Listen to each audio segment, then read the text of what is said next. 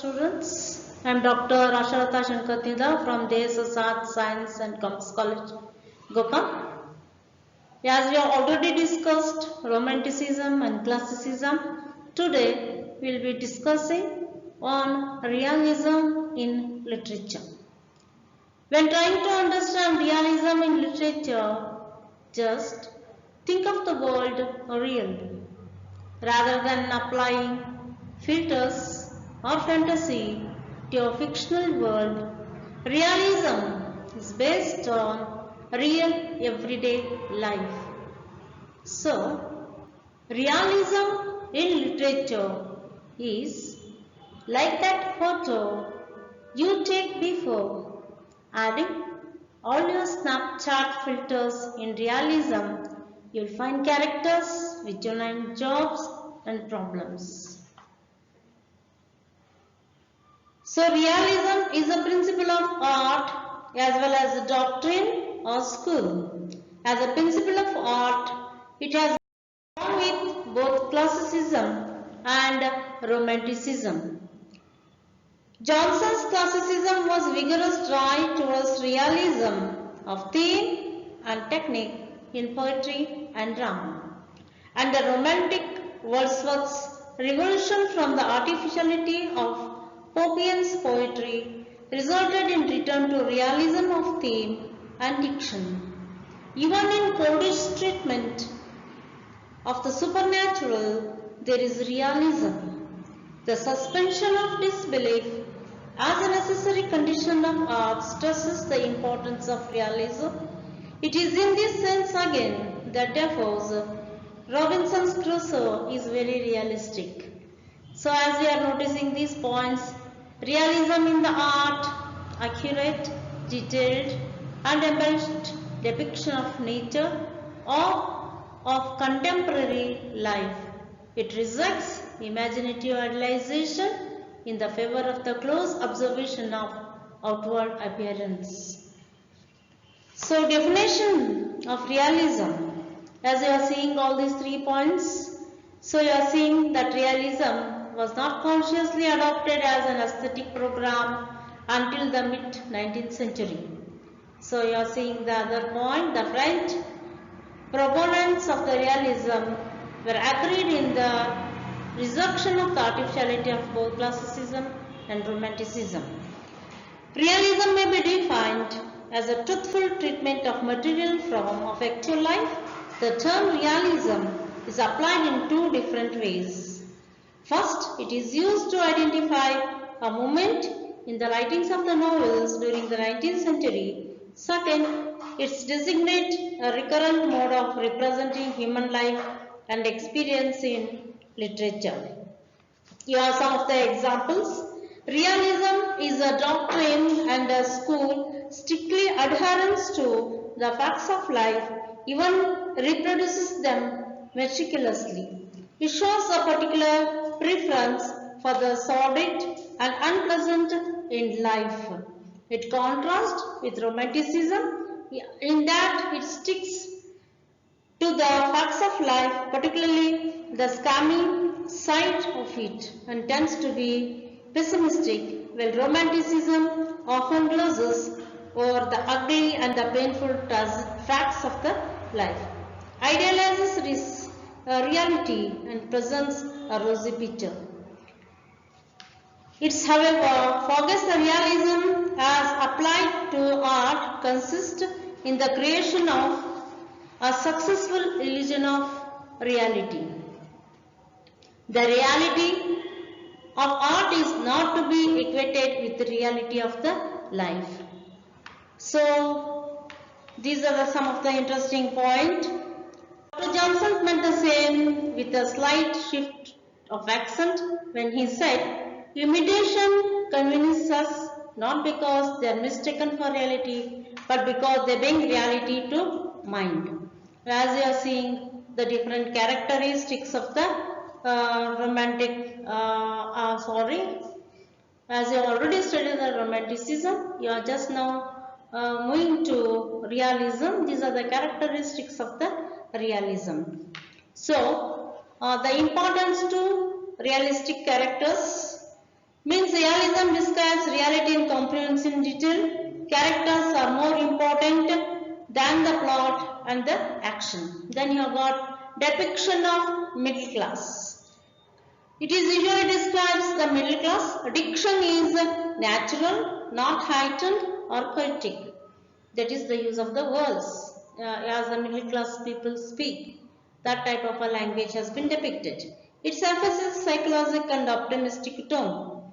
Then you have love of ordinary life. So, as you have been focusing on the middle class, it is love of the ordinary life they enjoy, and middle and the lower class citizens were becoming increasing important during these days, and detailed settings became the important as a means of establishing the reality. Then dialect became popular, highlighting the local color. Means whatever the people belonging to the middle class speak, that type of a language was entertained and became as almost like a routine language. Then accuracy. Realism strives for absolute accuracy in the depiction of the subjects, devoid of unnecessary dramatic or artistic affectation. Realistic works refrain from undue embellishment, aiming for natural as opposed to an artificial tone. It seeks the depiction of honesty rather than hiding things behind distortions or opinions. Then complete description. It provides with an accurate and complete description. The description includes physical details and the topographical accuracy. Then you have the other point, actual experience.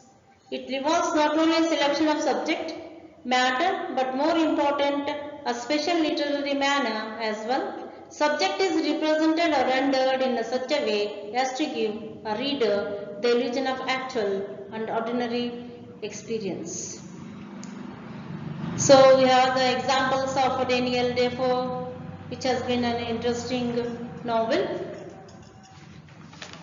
However, realism is a necessary phase in the evolution of literature.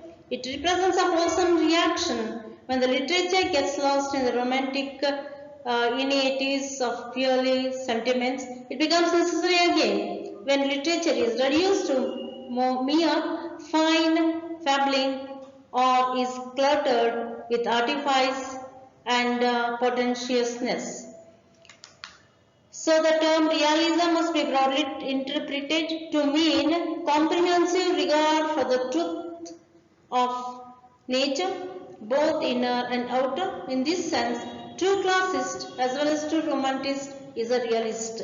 The ancients had the realism, as they did their romance, in check and did not permit to disturb the pattern of life seen as a whole, as a fact as well as an idea. Such realism will have a place for the truth of imagination as well as for the truth of facts. It will balance matter and spirit. It will see life neither as a rose pink nor a nutty cap. It will be almost synonymous with classicism. So here we have a comparison of classicism, romanticism and realism. You can see the contrast here. So these are the points when it is decorum, conscience and restraint, balance, reason, regularity and wit in classicism. You see it's opposite to realistic, clear, precise, serious, truthful, accurate in realism. And it is emotion, introspection, passion, sublimity, beauty, spontaneity, irregularity, picturesque in romanticism. So when we compare and contrast this classicism, romanticism and realism, you see these three stand differently. The proper study of the mankind is man, says Pope. That's in classicism, in neoclassicism. Then here in romanticism, humankind, nature, the soul, individuality, women, children, animals, flower, rural, commonplace. We are talking about the subject here. But in realism, the subjects means the current time, facts of the individual life, housewives, business, commerce, social conditions and everyday occurrence, means whatever is happening today. It's whatever you see, that is the real thing. Values you see, so first the quality of literature we have seen, the subjects, the values.